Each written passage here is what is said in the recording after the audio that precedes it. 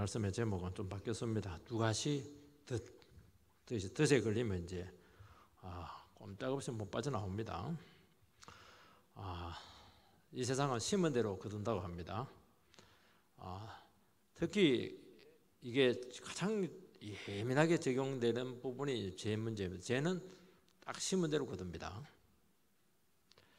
죄를 지으면 사람들이 쏙섭니다. 없어진다고 생각하는데 없어지지 않아요. 그리고 반드시 쌓입니다. 언젠가는 그 죄가 지은 그 대가를 혹독하게 지불하게 됩니다.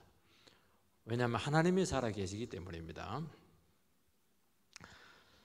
성도들이 죄를 지으면 어떻게 되느냐? 성도들은 세상보다 훨씬 더 엄격한 잣대로 주님께서는 다루십니다.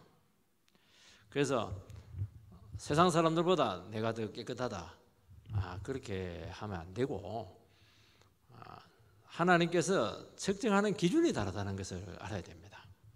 안 믿는 사람하고 믿는 사람하고 또 이제 곧 신앙생활을 한 사람하고 오래 신앙생활을 한 사람하고 하나님께 잣대가 다르다는 것을 아시고 세상 사람들이 뭐 온갖 죄를 짓는데도 불구하고 괜찮다 그렇지가 않아요. 사소하게 여기고 시작한 작은 죄들 그리고 막 사람들이 모르지만은 나는 알잖아요. 인간적인 방법을 썼던 것들 그리고 거짓말한 것들 세상에 하면 늘 100% 거짓말인데 우리는 참말 하다가 몇 개 거짓말 했는데 그게 덜컥 걸리는 겁니다. 대충 편법을 쓴 것들 이런 것들이 없어지지 않습니다. 왜냐하면 그대로 놔두면 그게 버릇이 돼가지고 죄는 특징이 뭐냐? 점점 커집니다. 그리고 익숙해지고 쌓이고 중독이 되는 것이기 때문입니다. 주님께서는 어느 정도 일정 기간 놔두시지만은 한 번은 딱 덫에 걸리게 해서 비싼 대가를 지불해서라도 뿌리 뽑습니다. 이게 하나님께서 자기 백성들을 다루시는 아주 놀라운 거룩의 원리인 것입니다.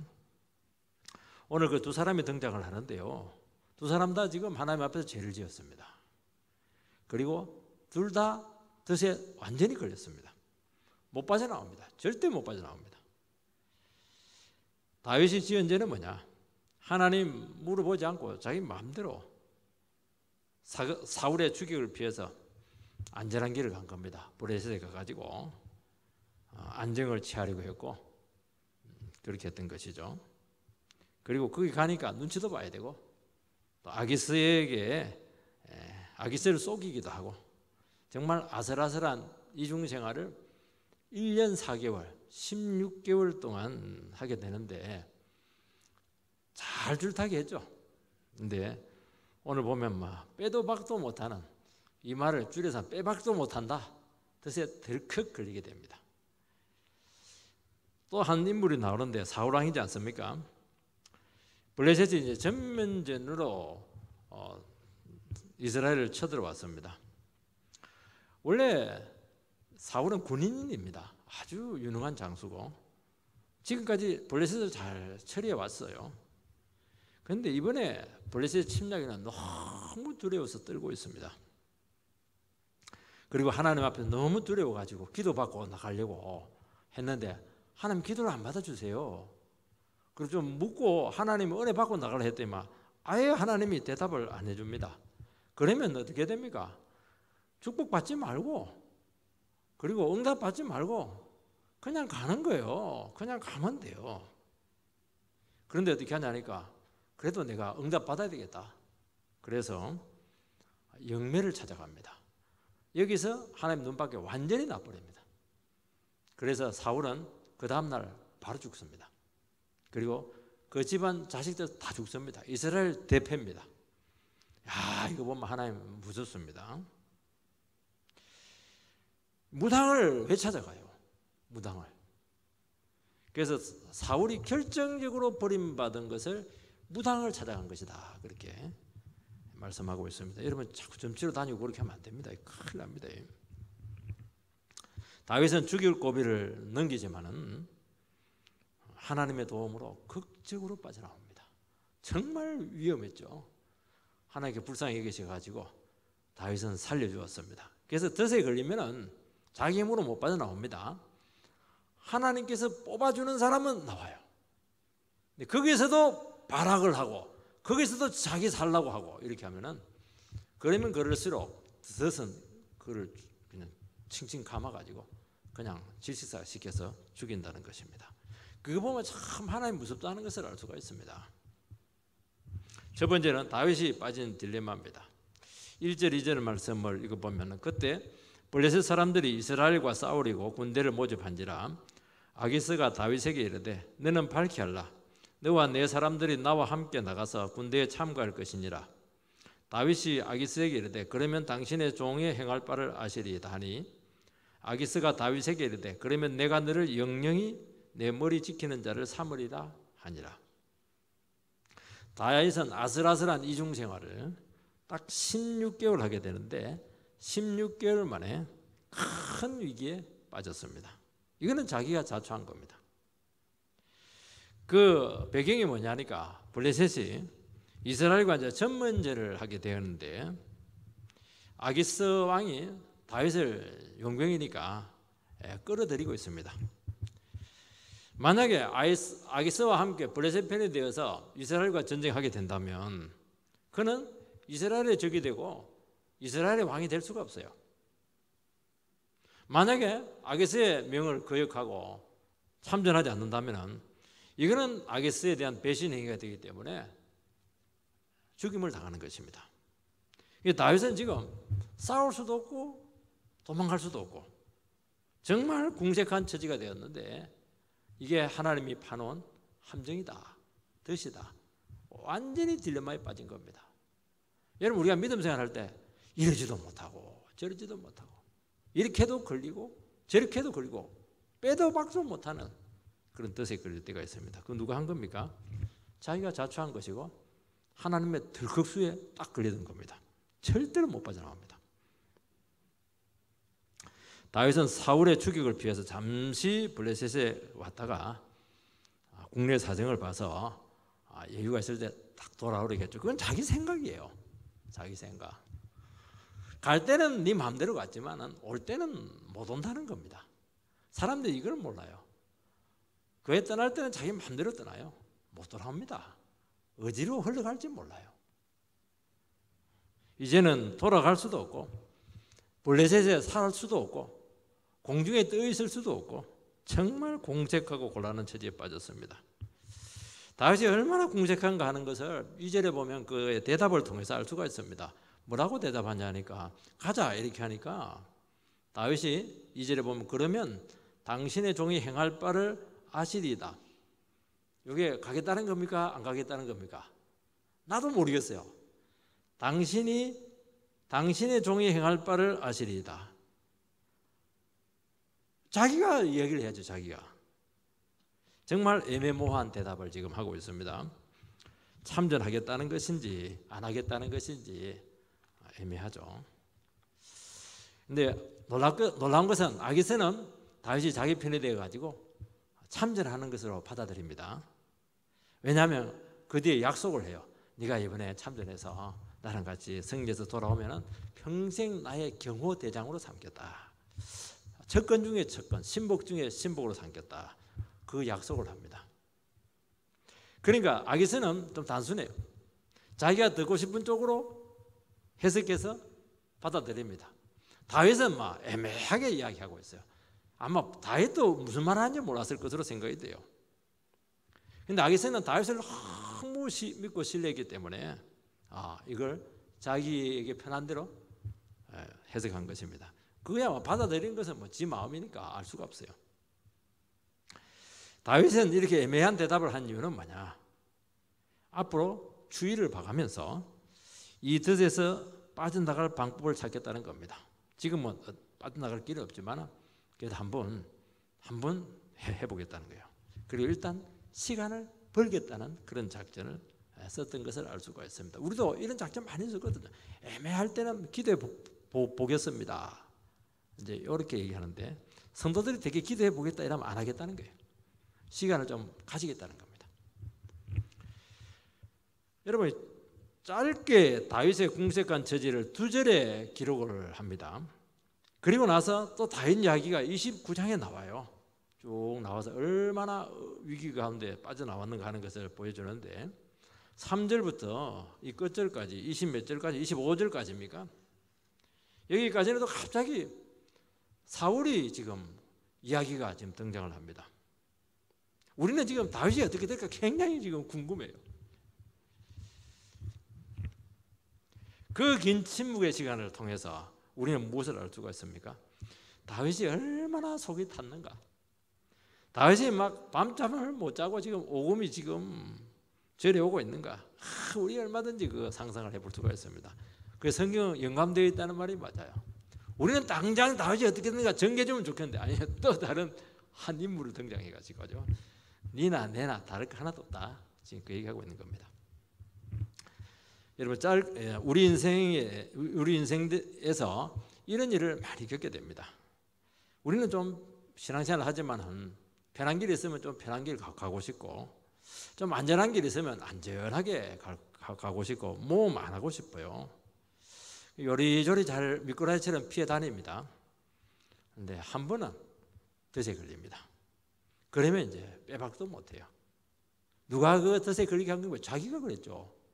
그리고 그 덫을 쳐놓은 사람이 누굽니까? 주님이시죠. 적당히 편법을 써요. 잘 되는 길을 찾아가죠. 양지만 간다 이런 말을 많이 해요. 요즘 나중에 전부 다 들통나게 해서 큰 어려움을 겪는데 이제는 갈 수도 없고 멈출 수도 없고 도망갈 수도 없고 있을 수도 없고 세상에 그렇게 고통스러운 순간을 겪게 된다는 것입니다.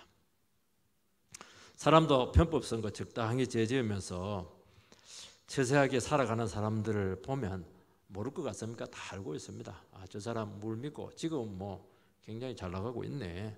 그리고 요리조리 해서 좋은 거 다 가져가세요. 다 알고 있어요, 사람들은. 그 다 느끼고 있는 겁니다. 그렇지만은 때가 안 되기 때문에 또 명확하지 않기 때문에 하나님이 살아계시기 때문에 가만히 입 다물고 있는 겁니다. 사람도 그걸 다 알고 있습니다.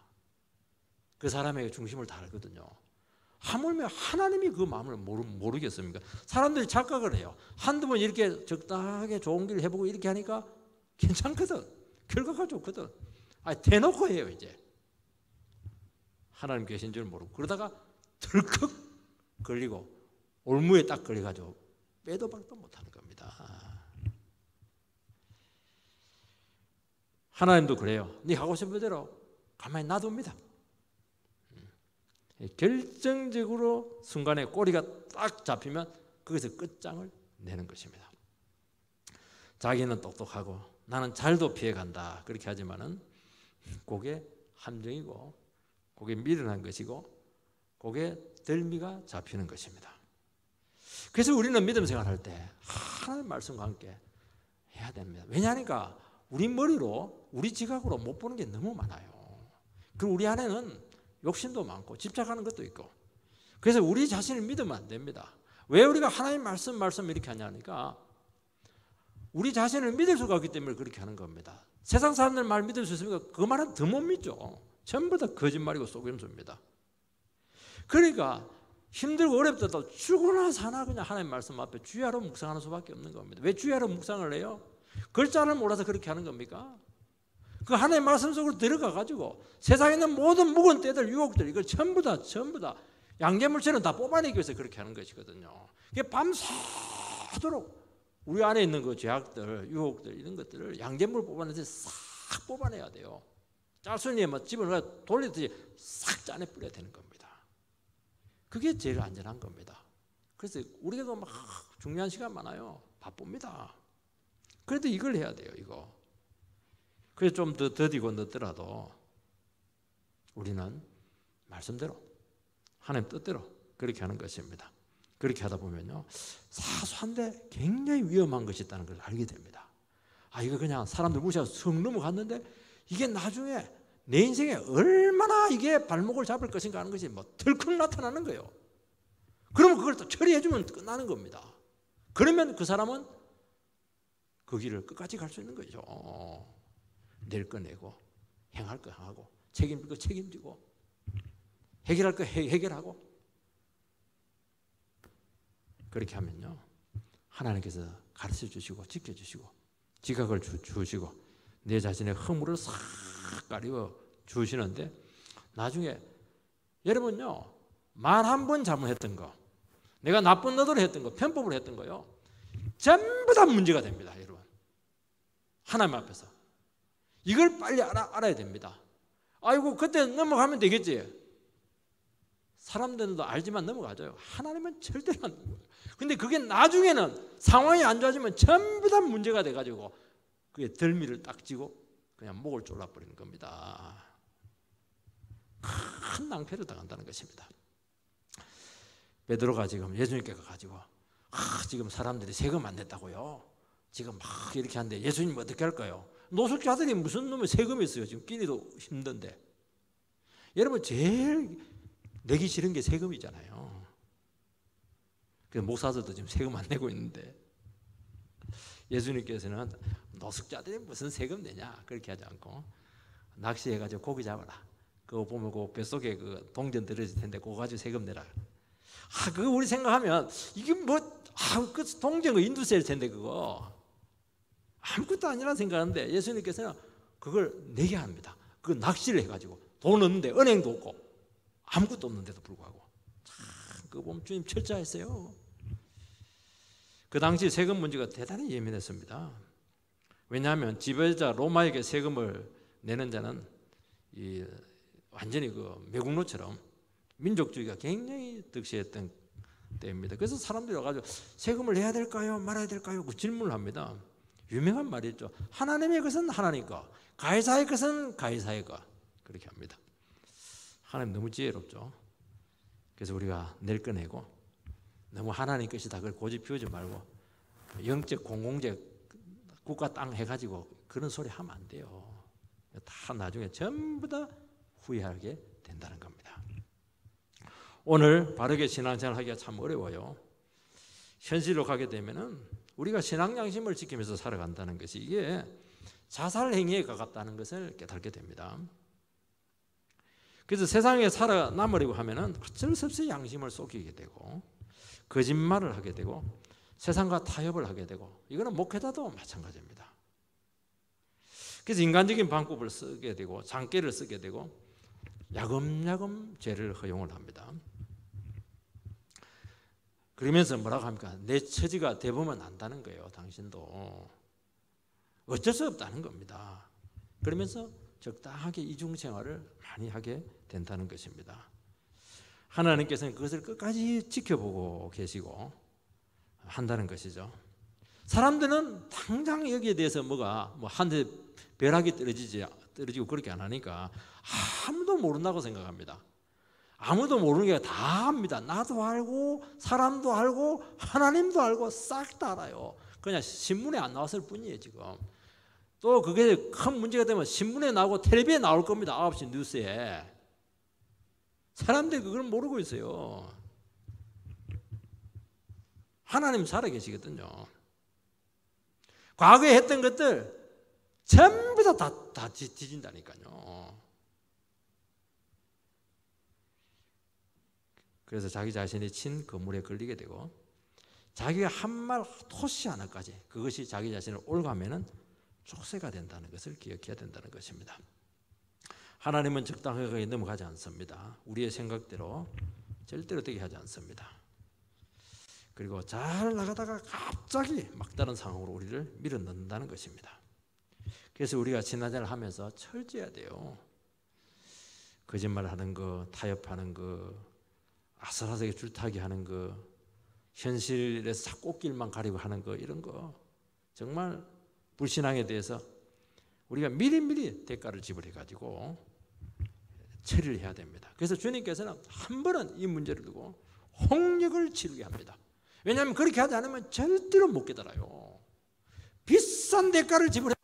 이 거짓말이 얼마나 하나님 앞에 마음을 아프게 했는가 하는 것을 알게 되는 것입니다. 그래서 편법을 쓰다가 한번 피눈물을 흘리게 되면은 그 다음에는 어떻게 되느냐? 조금만 불의가 있어도요, 겁이 나고 몸이 바들바들 떨려요. 잔머리 안 굴립니다. 왜냐하면 굴렸다가는 큰 코 다치거든요. 하나님보다 사람 의지하지 않아요. 그 나쁜 버릇 전부 고쳐야 되거든요.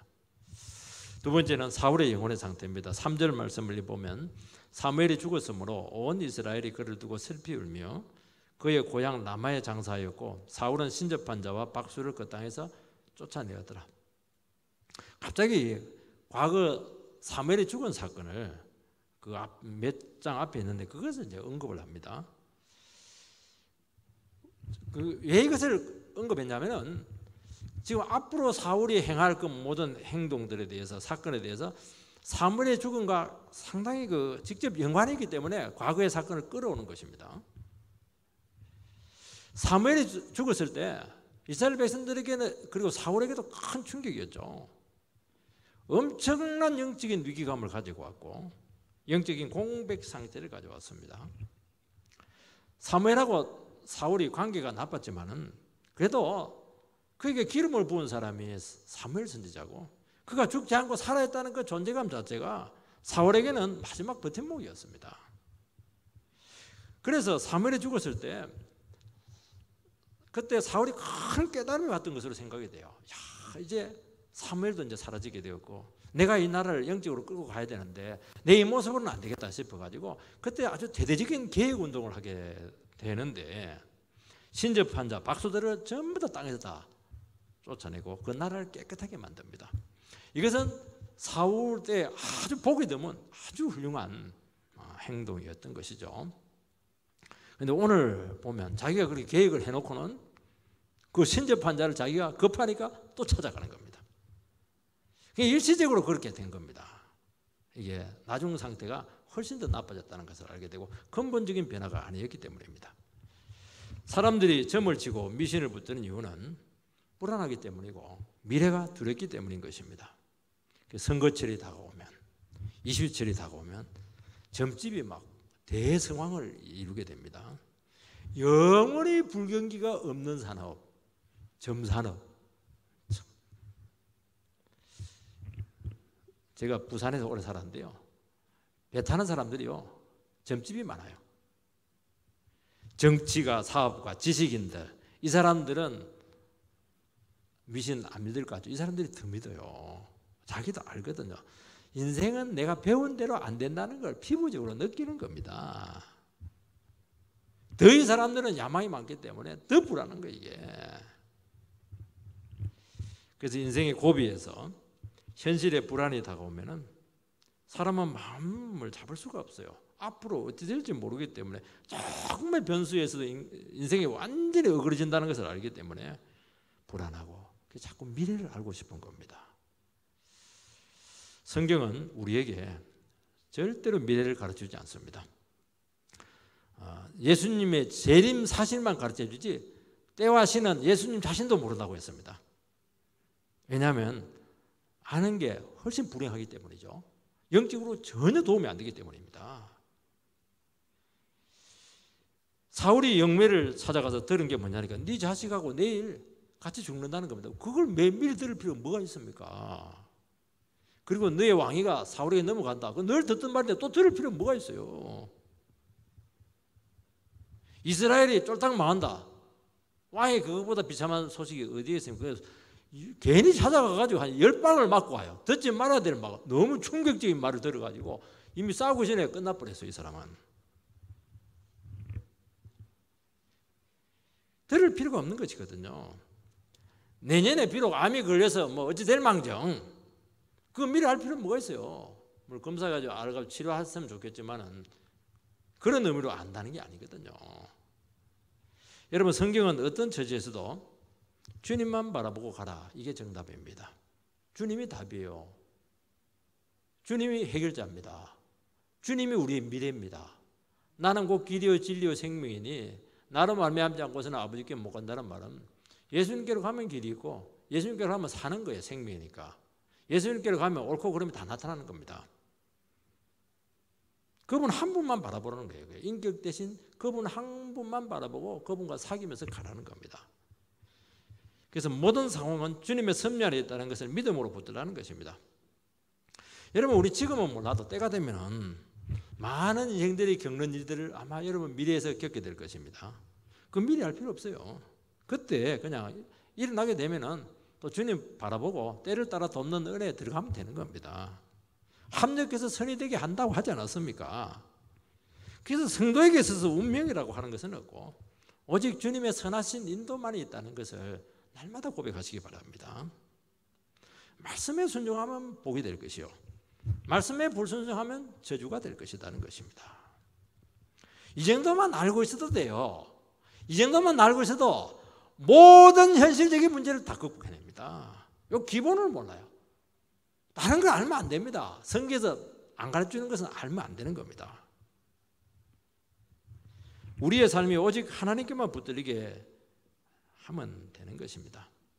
우리는 인생의 근본 문제가 해결되지 않았습니까? 죄가 해결되어 있고 우리는 하나님 앞에 심판대 앞에 섰을 때 예수의 피로 우리는 깨끗한 것입니다. 이것처럼 우리 양심을 단단하게 하고 있고 우리 인생을 자신감 있게 해주는 게 어디에 있습니까? 그리고 영원히 죽지 않고 영생한다. 살아서 죽은 자도 살 것이요. 아이고 이것처럼 확실한 게 어디 있어요? 이게 다 이겨냅니다. 이 기본적인 믿음만 갖고 있어도 모든 건 다 이겨냅니다. 근데 하나님을 놓치게 되면 이 큰 걸 다 놓쳐버려요. 영생도 놓쳐버리고 부활도 놓쳐버리고요. 하나님 섭리도 놓쳐버리고 큰 거 놓치고 작은 거 가지고 아무리 머리 써봐야 올무밖에 안 되는 거예요. 덫에 걸리는 길밖에 없는 겁니다. 큰 거 붙들고 주님 바로 가면 되는 거예요. 하나님 놓치면 전부 다 문제가 되고 모든 게 불안해지게 되고 심지어 패닉에 빠져요. 공황장애까지 옵니다. 그래서 정서적인 심각한 문제를 겪게 된다는 것입니다. 4절 5절 말씀을 읽어보면 블레셋 사람들이 모여 수넴에 이르러 진침해 사울이 온 이스라엘을 모아 길보아 산에서 진쳤더니 사울이 블레셋 사람들의 군대를 보고 무서워서 그의 마음이 크게 떨린지라. 사울은 그동안 블레셋으로부터 나라를 참 근근히 지켰습니다. 왜냐하면 자기 힘으로 지켰으니까. 자기 힘으로 자기보다 큰 나라를 상대에서 이겼으니까 얼마나 참 여러분 사울 여러분 천국 간지 모르겠지만 박수를 많이 쳐줘야 됩니다. 진짜 고생해가지고 자기 나름대로 최선을 다해서 나라를 지켰어요. 이번에는 그 힘으로 안 됩니다.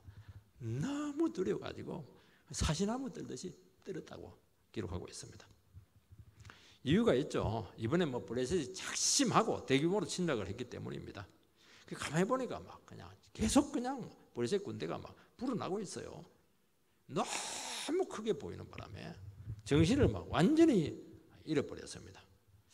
과연 블레셋이 강했기 때문에 정신을 잃었겠는가? 성경은 그렇게 얘기하잖아요. 상황은 하나님 주신 우리가 어떻게 할 수가 없어요.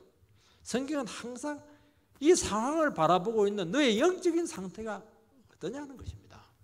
내 영적인 상태가 상당히 심각하다는 것을 단적으로 보여주고 있는 것입니다. 아무리 적이 강하더라도 하나님 믿는 백성들을 정신이 홀딱 잃어버릴 정도로 그렇게 두려워하지 않아야 되는 겁니다. 하나님 기분 나쁘세요? 나 어디 갔냐?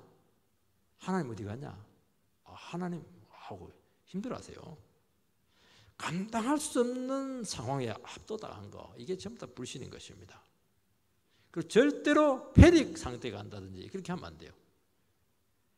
그래서 정상적인 성도도 불안하고 힘들고 어려워요. 잠 못 잡니다. 그래도 마음을 잃어버릴 정도까지는 안 가요. 정신이 홀라당 나갈 정도까지는 안 가는 겁니다. 사울은 위기 앞에 속수무책이 되었습니다.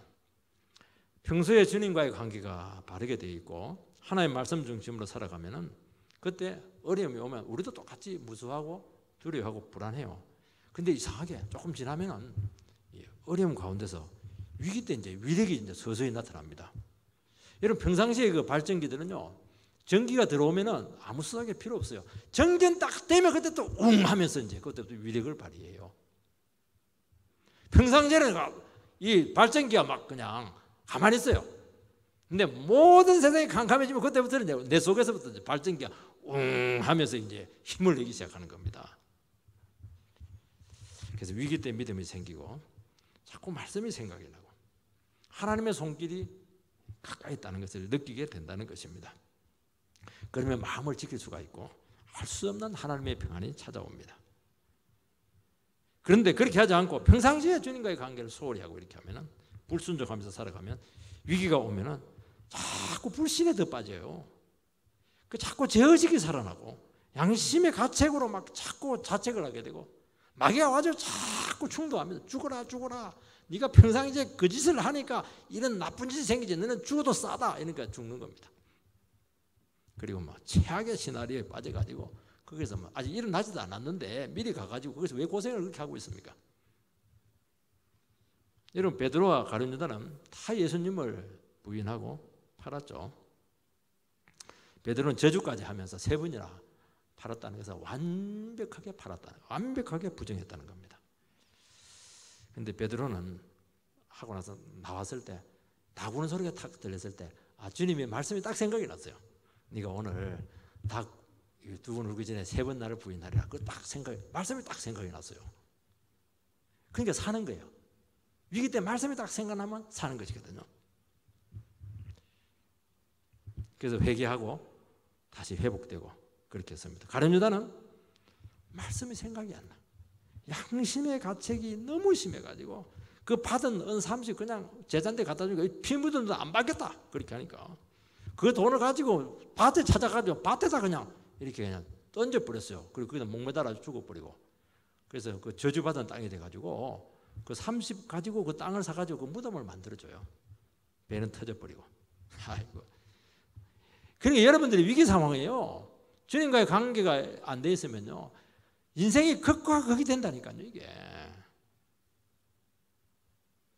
마귀가 그냥 얼마나 그 가룟 유다의 마음을 참소를 했던지요, 견디지를 못하는 겁니다. 그런데 베드로는 그렇게 못된 짓을 했더라도 말씀이 탁 잡아주는, 한 말씀이 그 영혼을 딱 살리는 겁니다. 여러분, 사울은 고의적으로 하나님께 불순종했습니다. 제사장을 죽이고 의로운 다윗을 집요하게 죽이려고 했습니다. 마귀가 그 마음에 얼마나 역사를 했는지 몰라요. 달락달락하면서 완전히 황폐하게 만들어놨습니다. 위기가 왔을 때 과거 불의하게 행했던 일들, 불순종한 것들, 불신들, 악한 것들이 완전히 영혼 속에서부터 막 시궁창 올라오듯이 막 솟구쳐 올라왔습니다. 죄의식이 그냥 양심을 목내리 누르는 거예요. 그리고 하나님께서 그 위기를 주신 건데, 이것은 위기를 통해서 하나님을 붙잡으라는 것이거든요. 믿음의 기회를 준 것인데, 이게 뭐 하나님 나를 심판했다, 심판으로 느끼는 겁니다. 심판당하는 겁니다. 여러분, 우리가 살고 죽는 것은 과연 위기 시에, 위기 때 내가 들었던 그 말씀이 생각나느냐, 믿음이 작동할 수 있는가, 내 속에 있는 그 발전기가 돌 수 있는가, 여기에 우리 인생의 미래가 달려있다는 것을 기억하시기 바랍니다. 그래서 평소에 말씀대로 살고 하나님과의 관계를 바르게 하면은 이게 잘 돼요. 위기 때 그냥 이게 위력이 나타납니다. 평상시에는 막 똑같아요.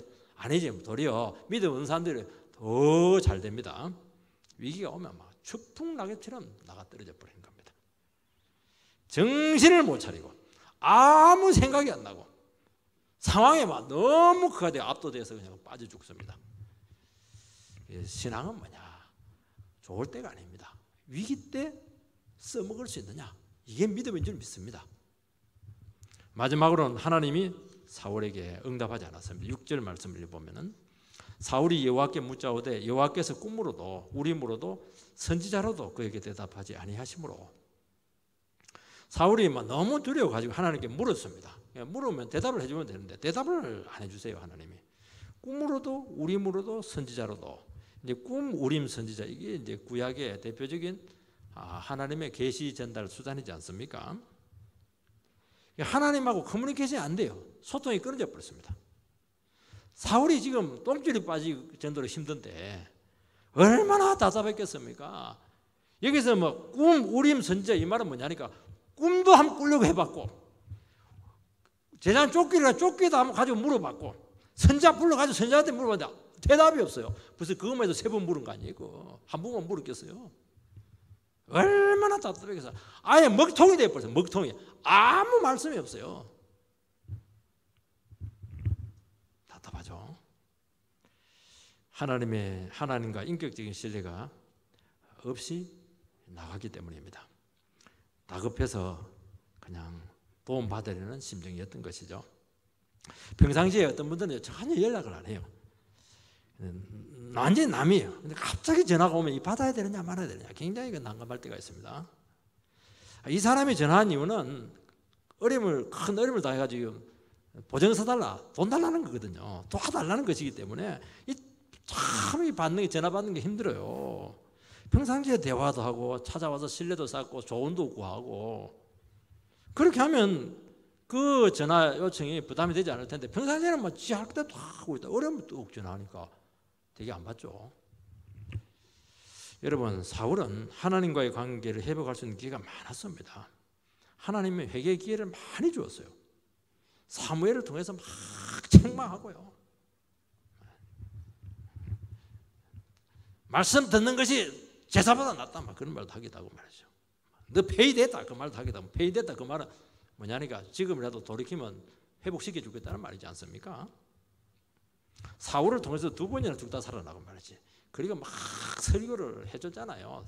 다윗이 그 회개까지 했잖아요. 그런데도 그때밖에 없어요.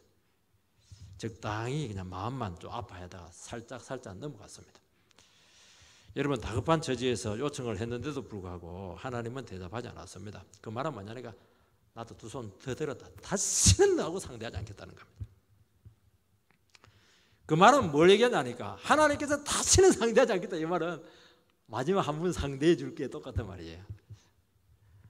너는 평소에 어떻게 했고 어떻게 살아왔는가 마지막으로 한번 기회 줄게.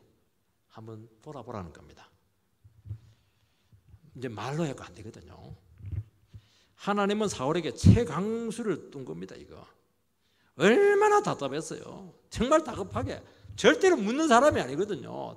사울은 얼마나 힘들었던지 그렇게 미워한 하나님께 가서 그냥 온갖 방법으로 다 문제도 딱 입 다물고 콰이어트 침묵 이렇게 해버리니까 막 힘들었던 겁니다. 여러분, 우리가 참 답답한 문제를 가지고 교회에 나옵니다. 주님께 뭐가 한 줄기 응답이라 들을까 싶어가지고 참 그럴 때가 있어요. 예배 중에 말씀은 들리지 않고 예배 드리면 더 마음이 답답하고 더 화만 나고 그거는 하나님께서 우리에게 지금 최강수를 뜨고 있는 게 마지막 기회입니다. 마지막 기회. 여러분, 평소에 말씀이 안 드리더라도 어려움이 오면은 사람들은요 가난한 마음이 돼요. 그래서 정말 주님 앞에 무릎을 다 꿇고 그 말씀 앞에 이렇게 믿음으로 반응하는 게 이게 정상인 것이지 않습니까? 너무 오래 불순종하고 너무 마음이 굳어 있으면은 하나님께서는 이게 안 된다는 거 알아요. 초강수를 떠가지고 네가 깨지냐 내가 깨지냐 한번 여기서 쇼부를 보자. 내 삶 전체를 두고 한번 내가 한번 너에게 마지막 기회를 주겠다는 겁니다. 이때는 한두 가지 죄를 따지는 게 아닙니다. 하나님의 뜻을 알면서 고의적으로 오랫동안 거역했던 그 왕과 마음, 그 마음을 두고 얘기하는 것이고 네가 성령을 그렇게 바꿔서도 고의적으로 무시했던 그 성령 해방죄 그렇죠? 내가 묻겠다는 거예요. 총체적인 폐역을 바꾸지 않으면 그리고 바닥에서 다시 시작하지 않으면 이제는 기회 없다는 겁니다. 근데 사울은 마지막 순간에 어떻게 했냐니까 하나님 말씀 안 해주세요. 알았어요. 나도 다 뜻이 있습니다. 영매 찾아라. 신하도 똑같아. 신하도 막아야지. 아니요. 하나님 좀 어떻게 점쟁이를 찾아갑니까? 이렇게 했는데 신하도 똑같아. 꼭 찾아와요. 처음부터 없앴는데 숨어있는 그걸 딱 찾아냅니다. 영매를. 7절 말씀을 보면 사울이 그의 신하들에게 이르되 나를 위하여 신접한 여인을 찾으라. 내가 거리로 가서 그에게 물으리라 하니 그의 신하들이 그에게 이르되 보소서 엔돌에 신접한 여인이 있나이다. 사울에게 중요한 것은 이 위기를 어떻게 하든지 극복하고 그 도움이 되는 것이 있으면 누구와도 손잡겠다는 겁니다. 점쟁이도 찾아가고 깡패 조폭들이 힘이 되면 조폭들을 끌어들일 거야 아마. 사울이 하나님 앞에 얼마나 집요하고 끈질긴 인간인가 하는 것을 오늘 이 말씀부터 단적으로 보여주게 되고 그가 심판당한 것은 애누리가 없는 거예요. 이거는 완전히 하나님 주신 기회를 팽개칩니다. 그리고 넘어서는 안 될 딱 선을 넘어가면 점쟁이 딱 찾으면 끝난 거예요. 그 마귀가 역사했고 눈빛이 달라졌고 이때부터 악의 사신으로 돌변합니다. 여러분 사울의 실패는 갑자기 찾아온 것이 아닙니다. 이미 그 속에 멸망의 씨앗이 웅트고 있었고 잉태되고 있었다는 것입니다. 여러분 우리에게 있는 갑작스러운 고통들, 그 절망들, 위기들은 갑자기 오는 게 아닙니다. 자기도 알아요. 딱 오면 압니다. 아, 하나님께서 나에게 왜 이런 위기를 주었을까? 우리 교회에 왜 이런 어려움을 주었을까? 알아요. 성도도 알고 목사도 다 알아요. 그런데 그 숨어있는 그 잉태된 걸 무시했죠. 불순종을 무시했고 월권한 것을 무시했고 손댄 것을 무시했고 하나님 심판하지 않고 경종만 울렸을 때 그때 그냥 귀담아 듣고 특단의 조치를 취해야 되는데 살짝 넘어가다가 결국 영혼을 귀신에게 팔아먹습니다. 여러분 우리 안에 멸망의 씨앗을 철저히 버려야 될 줄 믿습니다. 자기들 알아요. 내가 왜 이렇게 고통을 당하는지, 우리 집안에 왜 이렇게 어려움을 다 알아요. 이제 그걸 드러내라는 거예요. 하나님께서 마지막 너에게 특단의 조치를 요구하고 있는데 초강수를 두고 있다. 여기까지 네가 거기서 마음을 닫아버리고 좋아요. 하나님 말씀 안 됩니까? 마귀에게 갈게요. 큰일 나는 겁니다. 명예욕, 야망, 욕심, 교만, 미움, 세상 영광 이 버리지 않으면요 반드시 영혼을 마귀에게 팔아먹는 지점까지 간다는 것입니다. 그래서 철저히 기억하시고 발람 선지자 보시기 바랍니다. 얼마나 위대한 이방인인데 하나님의 말씀을 전가하는 선지자잖아요. 결국에는 돈 욕심 못 내려놓는 바람에 여호수아의 칼날에 심판을 당하는 거지 않습니까? 우리 자신을 끝까지 지키는 귀한 은혜가 있게 되기를 주의 이름으로 축원드립니다.